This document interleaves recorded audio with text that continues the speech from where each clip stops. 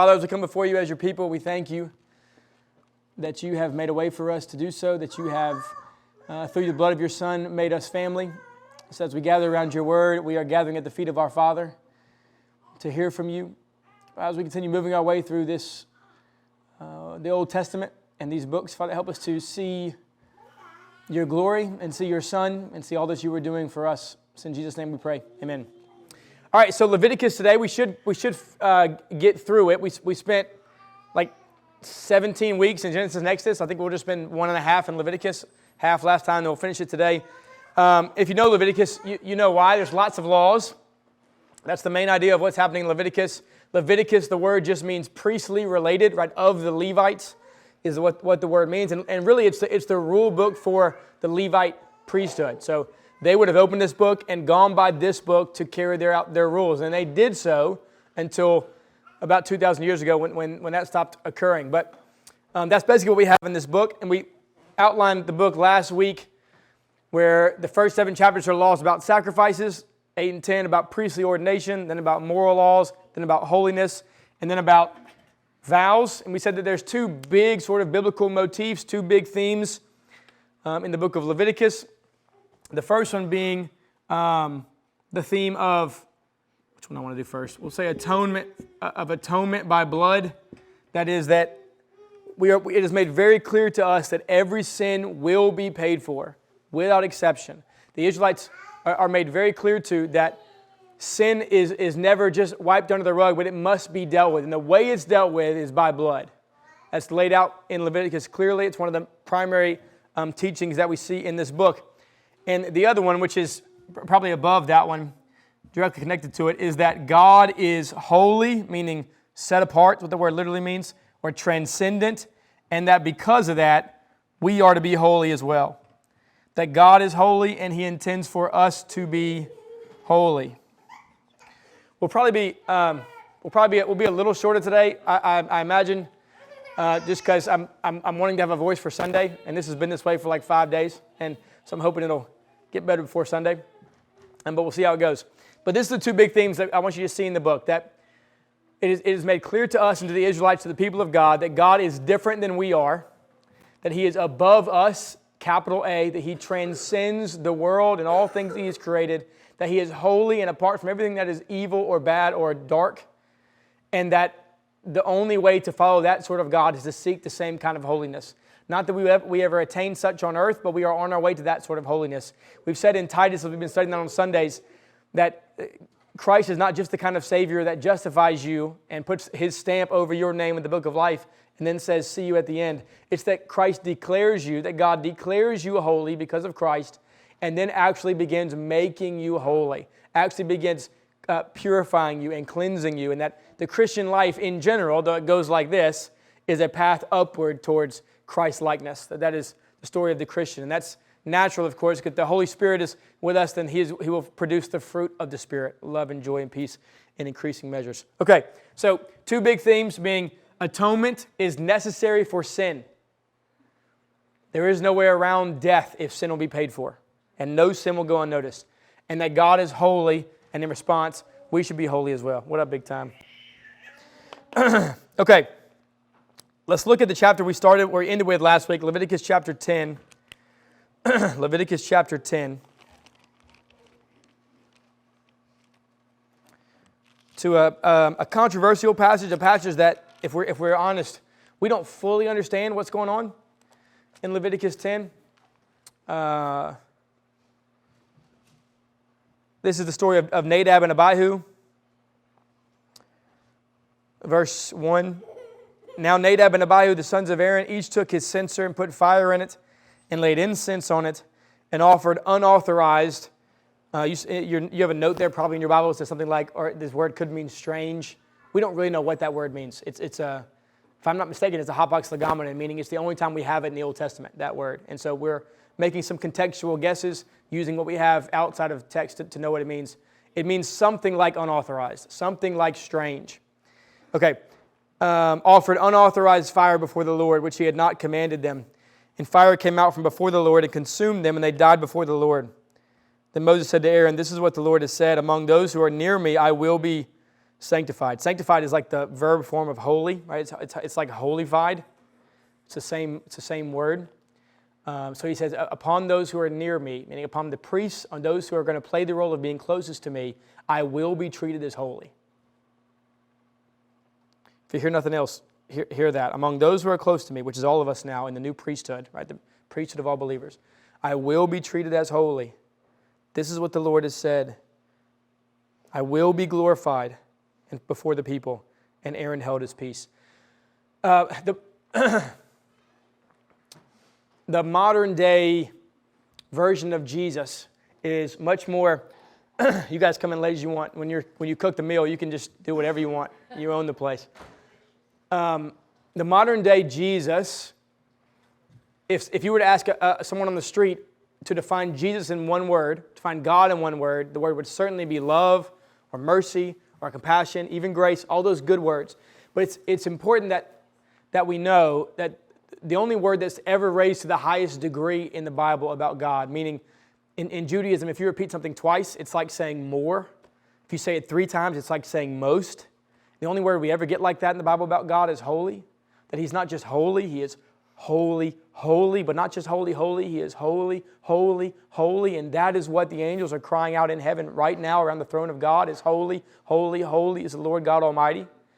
That of course God is love, 1 John 4:8, and of course God is grace.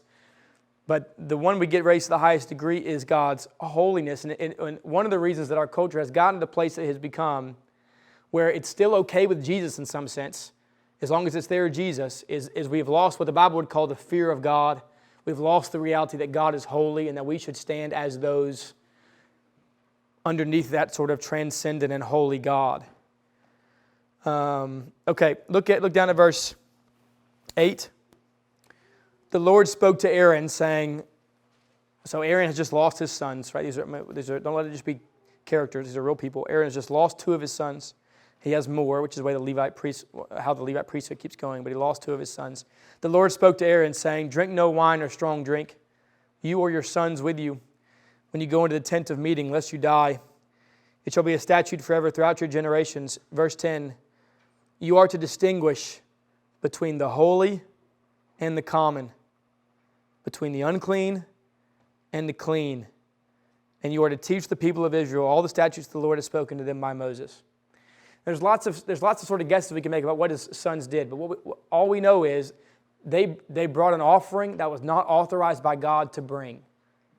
They brought an offering that was in some sense unclean, at least not declared as God worthy of an offering. And so when we're most charitable to them, we say, well, they were just trying to worship God.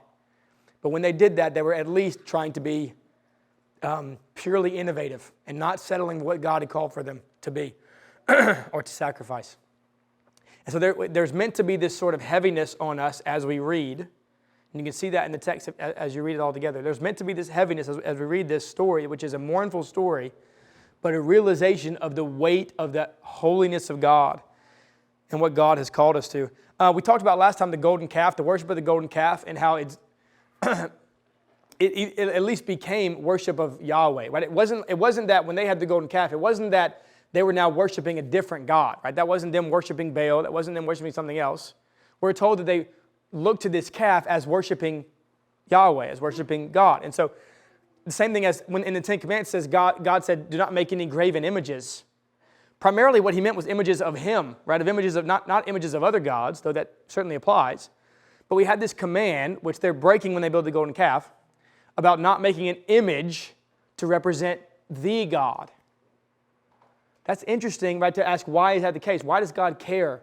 Why does God care about being worshipped appropriately? Why does God care that they were trying to worship God by building the golden calf? They were excited about getting out of Egypt. They were trying to worship Him. They thought that's how you should do it. And that continued more times than once. Why does God make one of the 10 commands, one of the foundational moral commands, not to make an image of a God or certainly of the God? The answer, it seems clear to me, is this. When you make a golden calf or any sort of thing you can see and mold with your hands, you are making God far less than what He is. Right? You are taking the transcendent and making it small. In the case of a cow, making it that which is even below you. You are taking that which is holy and making it common. You are taking that which is utterly clean and making it that which is unclean. You are taking that which is too big for the human mind to grasp, and you're placing it down into something that's easier. You are making God less than what He is. And the same thing we have here is what we have there, that God will not be treated as less than what He is. Will not accept worship of that which is less than what He is. And so we have this human tendency, we all do, to take that which is mysterious and try to make it tangible. That's largely what Ecclesiastes is about, by the way. When it says everything is meaningless, or vanity, that word is the Hebrew word hevel, and it actually means vapor. And the idea is that we want to control things, but vapor we can't control. We can't wrap our heads around it. We can't make it into what we want it to be. And God is that, right? God is above our ability to mold. God's above our ability to even comprehend. There's plenty of areas inside of theology where we see this, where there'll be tension between two biblical truths, and we'll want to dive in one or the other because that's easier. The classic example is that God is absolutely sovereign and we are morally responsible. The Bible teaches both those very clearly from beginning to end. We can't wrap our heads totally around how exactly that works, that God's absolutely sovereign and that we are absolutely morally responsible, and neither one mitigates the other. And yet the Bible teaches this to be true, and so we dive into one camp or the other and emphasize one to the fault of the other. And it's always been what we desire to do. We try to make God tangible. We try to make God smaller, because then he's more understandable, but also He's more controllable.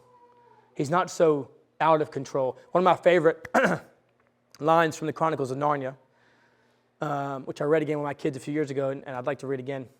If you haven't read it, read it, and then read it again in a couple years, is that they're asking about Aslan before they meet him in the first Chronicles of Narnia, or the first one that was written chronologically. And they find out he's a lion, and that freaks them out, as it should. Right? A lion was chosen for a purposeful reason. And they say, is he a tame lion? And the beaver, who's the character, he steps back and says, tame lion? Who said anything about tame? But He is good. And this is our God. You cannot tame God. You cannot make God into your little tame calf. He is a wild God, but a good God. He is the God that you will never be able to put a bridle on, and yet He is a good God. He's not the kind of God that we can make what we want and push in front of us into the wilderness as we like. Right? I love the Old Testament picture we've been looking at of every other nation would go into battle when they decided to, and they would take their God and lead them into battle. But the Israelites were told, you don't step up and take a step until I move. Then you go. Right? God makes the decisions for the people of God, not us making decisions for our little g God. So our worship, which is what this passage is about, our worship affects our view of God. Okay, that's a big statement, which we could spend a lot of time on. Our worship affects our view of God. John Owen, we did 4 months year before, on the attributes of God. And we started this lesson with this quote from John Owen, where he said, what comes into your mind when you think about God is the most important thing about you. Your view of God will impact everything else. So the way that we worship, the way that they worshiped mattered. They were treating God as less than what He is by doing what they were unauthorized to do. You remember, if you got your Bibles, you can turn to 2 Samuel. Remember in 2 Samuel chapter 6, a story that if you've heard before, you got upset at as well. 2 Samuel chapter 6, either in your paper Bibles or phone Bibles, or you can just listen along with me. 2 Samuel chapter 6, and the story of a fellow named Uzzah. Right, where the Ark of the Covenant is being rolled in between the nation of Israel, leading the nation of Israel. The Ark begins to fall. Uzzah reaches out to save the Ark from falling, and God kills Uzzah. Right, it's very clear. It's not Uzzah died by happenstance. God kills Uzzah for his reaching out to touch the Ark. Verse 6. When they came to the threshing floor of Nacon, Uzzah put out his hand to the Ark of God and took hold of it, for the oxen stumbled. And the anger of the Lord was kindled against Uzzah, and God struck him down there because of his error. And he died there beside the ark of God. And David was angry because the Lord had burst forth against Uzzah. Right? I love that. I love the Bible's honesty. Right? Well, you read that in verse 7, and you think, well, that's not fair. And the first thing the Bible says is verse 8, David was mad too. David was angry because the Lord had done this. And that place is called Perez Uzzah to this day. And David was afraid of the Lord that day. And he said, how can the ark of the Lord come to me? That it's very similar what's happening with Uzzah with what happened with Nadab and Abihu in Leviticus 10. There's a few things with that story, right? They were told by God to carry the ark on poles, but they had put it on an ox cart, so it was more likely to fall. So already you have some issues. Also, I don't know if you've thought about it this way, but that which is sinful is man. If the ark would have fallen and Uzzah wouldn't have caught it, it would have hit dirt, which, though dirty, is not unholy, is not sinful, is not evil, is not wrong in the way that Uzzah and every other man is. So it's an audacious thing for us to think it better for me to touch the ark than for it to touch the earth. We have the holy of God meeting sin as Uzzah touches the ark and is struck dead because of that. But we have this same idea that we are uncomfortable with, that God is holy to the point that that is the right decision, that God is set apart and transcendent, and that he must be treated as such. Okay, so about worship in particular, we realize that it is true that worship is to be regulated by more than just simple will and taste, right? So when we decide what worship is going to look like, whether that be Sunday morning or just your life of worship, Romans 12, when we decide what worship will look like, we're asking more than just what will be entertaining, right? We're asking more than just what do we like. We're asking more questions than just what will bring most people in the door. The primary thing we're asking is, what does God call from us, and what is our best way to steward that call? What has God asked of us, and what's the best way to steward what God has asked of us when it comes to worship? Okay, let me give you a few principles, and then we'll talk about worship in general from the New Testament. Look at Hebrews chapter 12. Hebrews chapter 12. So the way we worship matters. That's the baseline statement. I don't want you to jump ahead of me to something to a conclusion I'm not going to make. But the way we worship matters. Okay, that's a biblical idea. It does matter the way we worship. There's been discussions about this for thousands of years, what this looks like, certainly since the Protestant Reformation. Hebrews chapter 12, verse 28. I want us to find just a few principles and then look at the practices. Principles above practices. Verse 28. Hebrews 12, 28. Therefore, let us be grateful for receiving a kingdom that cannot be shaken, and let us offer to God acceptable worship with reverence and awe, for our God is a consuming fire. Now, there's no direct quotation there to Leviticus 10, but we have the writer of Hebrews, whoever that is, say about worship, let us offer to God the proper worship with reverence and awe. Why? For God is a consuming fire. Right? There seems a direct connection, at least an allusion to Leviticus 10, where Nadab and Abihu worshipped without reverence and awe, and were consumed by that fire. Right? Because that's literally what happens in that story, is the fire comes out and consumes them. The fire that they were offering. So we have this Hebrews 12 passage, I think is a direct connection.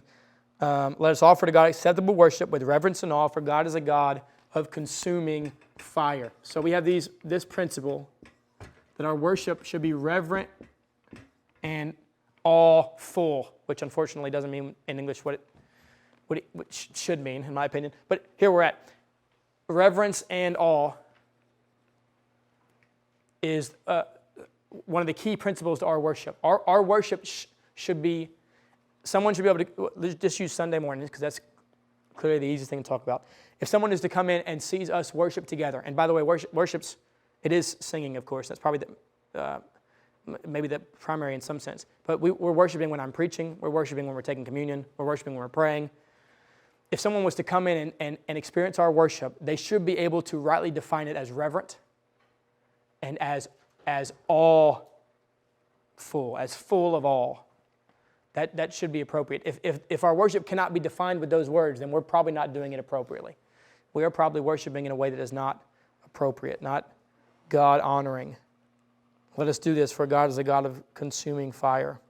Look at 1 Corinthians 14, which I've told you in the recent weeks is one of, if not the most important chapters about the local church, about what we actually do together. 1 Corinthians 14.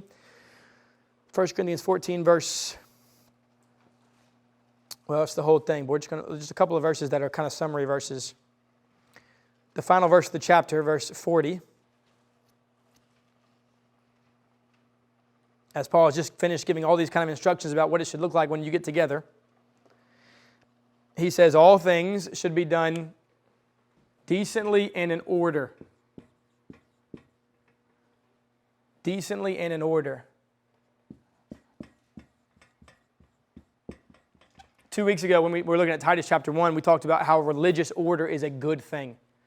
Right? How Paul says, Titus, I left you in Crete so that you may put order into the churches and appoint elders, etc. That in the modern world, we often have this very negative idea of religious order, and yet it is clearly good and necessary for churches at least, but of course in everything. So our worship and our time together, our assembly should be orderly and decent. Again, these are principles which there's some wiggle room inside of, but it should be able to be described in these ways. Look at verse 33, same chapter. It says, after he says instructions about prophesying and all those things, which we're not talking about today, but we can in the future. 33, for God is not a God of confusion, but of peace. Right? Our worship time together should not be a time of confusion, but a time of peace. It should be a time that is ordered. Chapter 14, verse 26, when we spend a lot of time focusing on with our local church series at the beginning of the year. What then, brothers, when you come together, each one has a hymn, a lesson, a revelation, a tongue, or interpretation. Let all things be done for building up. All things be done for building up the church. And by the way, that is very clear what that means. It doesn't mean let all things be done to add numbers. Let all things be done to increase, to evangelize. It's building up is maturing the church. That's what's, let all things be done so the church may grow, so that we may mature, may become more like Christ. Let all things be done for that purpose. Evangelism and those things will happen. Lost people will come in. He says in chapter 14, if an outsider enters, that's in 22, 23, somewhere around there. If an outsider enters, right? So he assumes there may be outsiders there, but that's not the primary audience. It's not who we're here for. We are here for the church. We're here for Christians. We're here for each other. We will come here Sunday primarily with that in mind. Let all things be done for the maturing of Christians, the maturing of the sheep, for the feeding of the sheep. When worship is not these things, it is worship that is not by God's design. Okay, when it is not described as these things, we are to worship with reverence and awe, with order, aimed at building up Christians. And then I want to give one more, which is going on what we've talked about. That the one who is God's worships in a way that honors God. Now that may be oversimplified, but I say that for you guys who have been here to remember that word is the word that is it's a weight word, like a physical weight word. It's to give something weightiness, right? It's only given ever in the Bible or in the Old Testament of two people. It's that you honor your father and mother and that you honor God. And the idea is that you give them weight. You treat them with gravitas. You treat them with weightiness. I love the word gravitas. It's a great word. That what we do here should treat God in a way that says He is weighty, that He is heavy, that He is worthy of that sort of treatment. What we do here as a church and the way we live our lives as acceptable worship to God should be seen as that which is treating God as heavy. Should carry that sort of gravitas along with it. Okay, before the particulars, the thoughts on those things. Any thoughts? While I try to make this work again. Yeah. I'm very sympathetic to that. So I would just say that I get it. I think it's we have several times in the Bible where we have like sort of metaphors for God. So I'm less so with the literary character like of Aslan, though I get it. But I understand the argument, and people that I respect a lot will not watch certain things because of that. So I as a minister, treat it as a Romans 14 conscience issue. If you don't feel like you should, then you shouldn't. But I think it's not something that's so clear that it would be something that I would stand on strongly. Okay. New Testament, our worship. Now we've often acted like we have been given this. but we haven't been given a very detailed outline of what our time together on Sundays should look like, right? If you've been a part of a church, particularly a Church of Christ, for a long period of time, then you've probably seen fights over ridiculous stuff, right? Like whether or not you have the sheet over the communion table, right? And people lose it over that. Or anybody, other examples? Anyone of things that you see as petty that there were kind of big things over that you've seen big things over? Plays.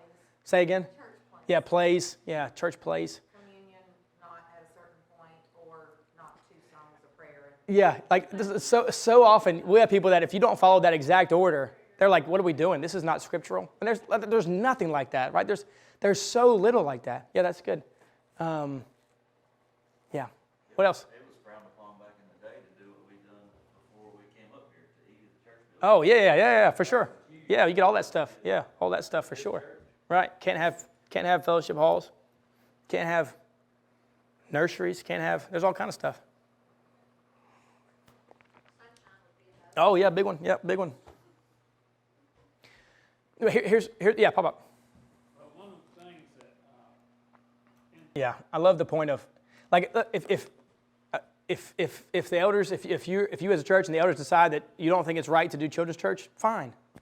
Just keep it to yourself. You guys do you, and we'll do us. And it's one of the, but letting it be one of those things that, is such a divisive thing is tough. And the reason is because, we're really given very little about what this time is meant to look like. We're given certain principles. Is that me that's whistling? It's not me? Oh, it's back there? Okay. Oh, okay. All right. That's fine, Rick. We're given so little. We're given kind of a skeletal structure. And I say that to say there's some things that we need to be doing in the assembly, and we're going to look at those, right? There's things we need to be doing. But the particulars of those things, we're given very little. And we should be gracious towards others, certainly, who come to different conclusions about how those things work out. Okay, there's that. Okay, let's look at some verses. Yeah, we're doing good. Look at 2 Timothy chapter 4. 2 Timothy chapter 4.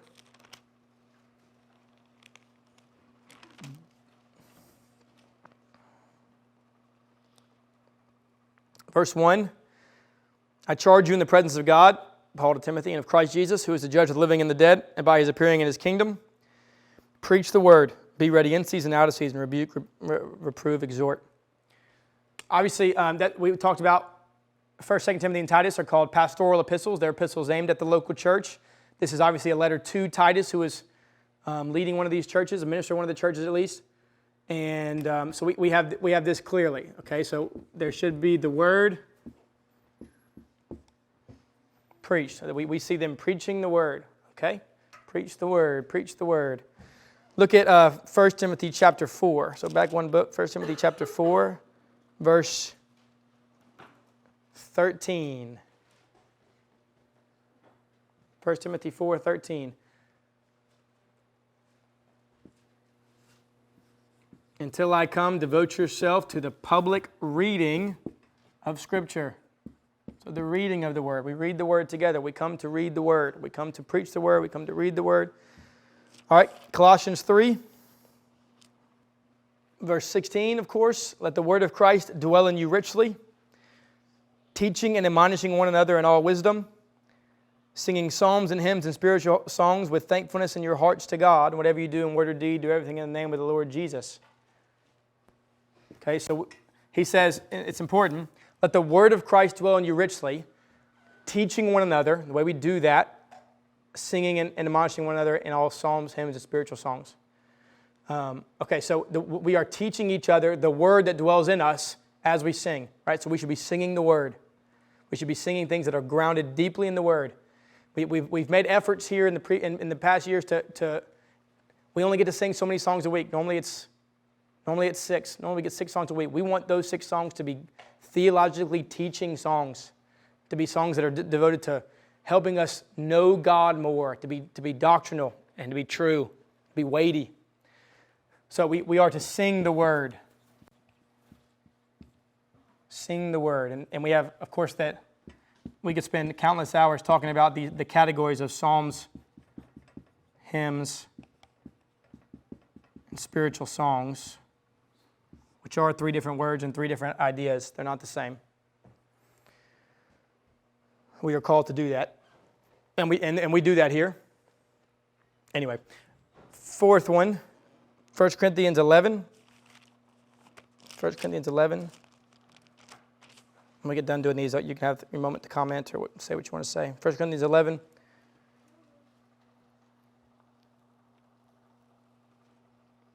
Verse 18, though it's the whole section, we'll just read a couple verses. For in the first place, when you come together as an ecclesia, as a church, I hear that there are divisions among you, and I believe it in part, for there must be factions among you. Verse 20, when you come together, it's not the Lord's Supper that you eat, for in eating. So when they come together to, we'll just keep it simple. They come together for communion. They come together for communion, to see the Word, to taste the Word, to be reminded of the gospel in that tangible sense.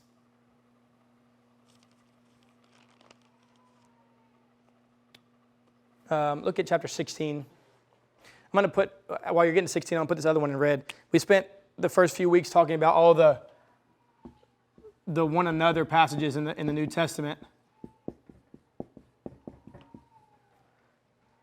And we are to, we come together for all those things, right? We come together for all the one another's. And to put it simply, we come together to build relationships with each other, to walk alongside each other. There is no way to understand the New Testament and think the Christian life is meant to be a primarily individual thing. To think that that even the Christian life is disconnected from real church and real people. All of these one another's that we spent time looking at, so many of them that we are called to do together, requires us to build relationships with each other, which is inconvenient. One of the reasons that I'm fired up about Wednesday night meals while we're doing this. One of the reasons that Sunday night we're going to be meeting as having a member and prayer time together. We're just trying to build opportunities for us to get closer together so that we can do those things better.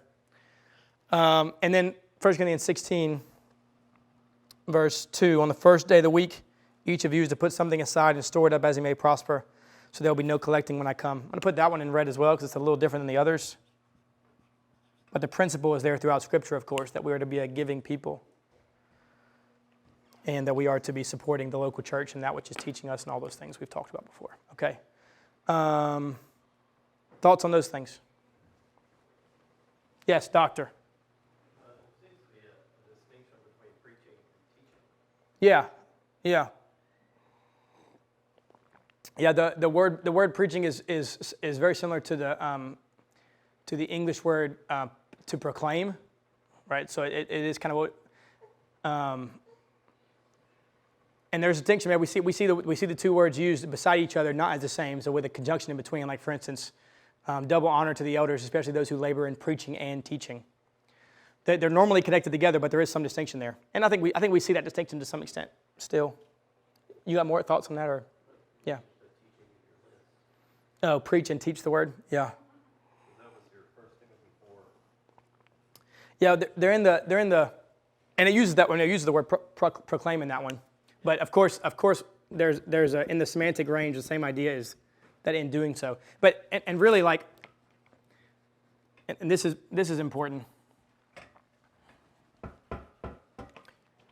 It seems that there's a distinction of one is instructional and the other one is encouraging. Maybe, I'd have to look into that more to see if that's. But I will say that there certainly is the idea that everything we do is teaching. So when we sing, we are teaching in a way that we're not preaching, right? So we are to teach and admonish one another as we sing. We're teaching each other as we read the Word. We're teaching each other about, reminding ourselves about Christ as we commune, even teaching as we give. So all of it in some sense is teaching, though all of it is not necessarily preaching.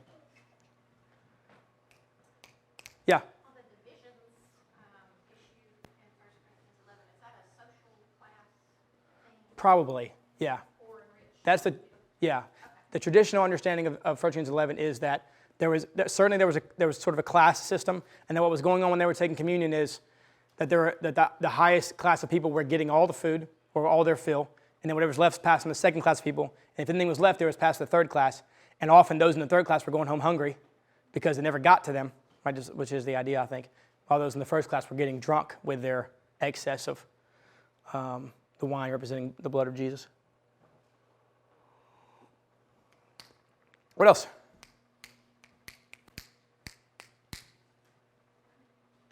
Okay?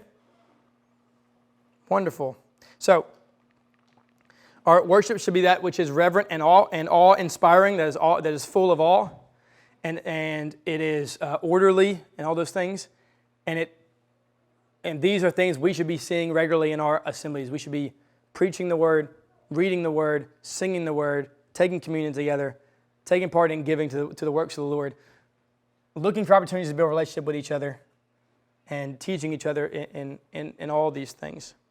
There's basically, last thing I'll say, there's basically, and this is a vast oversimplification, but we did a full series on church history, which was like 20-something weeks long. So if you want to see that, you can go on YouTube. There's basically been 3 eras of worship inside of Christianity, in the history of Christianity.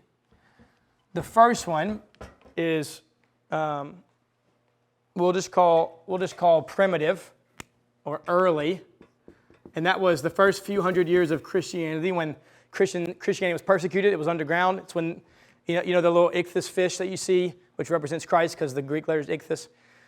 And they would draw that on the dirt on the outside of the homes where their church was meeting. And that was it's like the code sign for the churches. And so they were meeting underground for hundreds of years. They weren't being persecuted, just constantly. They weren't being hunted for 300 years. But they were never accepted as a religion. They were always hated. And there were moments of massive persecutions throughout those 300 years that came and went. So Christianity was underground. So the churches looked like underground churches. They would meet in a home that wasn't public. People didn't know that this was where the church was meeting. It was smaller groups, all those things. That's all good, fine, well. We have often made the mistake of thinking that because that's the earliest, it must be the best way to do church. That's a conclusion that we can make without much reasoning. We just think, well, that's the way they did it. It must be the best. But we know why they did it that way, because they were underground, because they were being persecuted. There's no reason to conclude that home church, that house churches, as we have done in the past, that churches in houses are best because that's the way the early church did it. There was no option. Like there weren't public buildings like there are today. In general, everyone worked at home. For instance, there certainly weren't public church buildings. Imagine in the first century they'd have put up in the third century with any of those emperors, if you know them. If someone would have said, "Yeah, we're building a church building over here," that project, everyone would have been murdered before they got the groundwork laid. Of course, there weren't church buildings. But the fact there weren't church buildings, we can't come to the conclusion then that church buildings are wrong. Right? That's insane. That's a massive leap. So Christianity then, after the primitive age, and again, this is a massive oversimplification, but we're just going to call it the Roman style of worship. When Constantine legalized Christianity and Christianity took on public buildings and became a much more public religion. And eventually, though it certainly wasn't immediately, eventually the worship changed and became more high or priestly focused, right, with liturgies, and it was connected with the state, right? And if you go to a Catholic church still today, that most of it's done in Latin. It's been that way for 2,000 years. It's done in priestly languages, which often wasn't the language of the common people. Very few people knew what the Bible even said because it was just read in Latin, and they didn't know Latin for over 1,000 years or about that. So when you came as a congregation, you came to just receive from the priests, right? You weren't like taking part. You weren't singing. The choir sang to you. They did communion up there, and you just received it from them on the days that you did. Again, songs were all choirs, almost all boys, all males, almost all young men, and they had bishops and priesthoods and all those things. They had 2 kinds of singing. One was the older, which is the more monotone singing of the monks did, where it's kind of chanting. And for the first time in Roman churches, you start seeing, if I say this wrong, Nathan, you correct me, polyphonic singing, which is multiple, similar to what we do now, right, where you're singing different different parts. And preaching basically disappeared, right? There was no preaching in Roman worship. There was no preaching. And if you've been to a Catholic service, you know that. They'll have something like that, some sort of liturgical thing now, as it's kind of come back since the Protestant Reformation, interestingly enough, but for most of that time, there wasn't any sort of preaching. And then the final stage we'll call the Reformation stage, because that's when it began, which the Reformation was in large part a reforming of worship. Right? If you were with us, you know Martin Luther wasn't aiming at branching away from the Catholic Church. He was trying to reform the Catholic Church, and much of that reform was aimed around what we did as worship. So because the Reformation, communion goes back to being communal and largely memorial. So there's some discussion there. Preaching again took central place. One historian, non-Christian historian, said this about that century. So the Reformation happened in the early 1500s. He said this: one of the great historical questions is how people who knew no Christian preaching at the beginning of their lives, like in the early 1500s, came to the point by the end of their lives of demanding and expecting it at every service. So we're 16 centuries in, right? There hadn't been preaching. And then all of a sudden, in about 70 years, the Christians have gone from not even knowing what preaching was to demanding that it is at every service and centering themselves around the Word. It brought back congregational singing.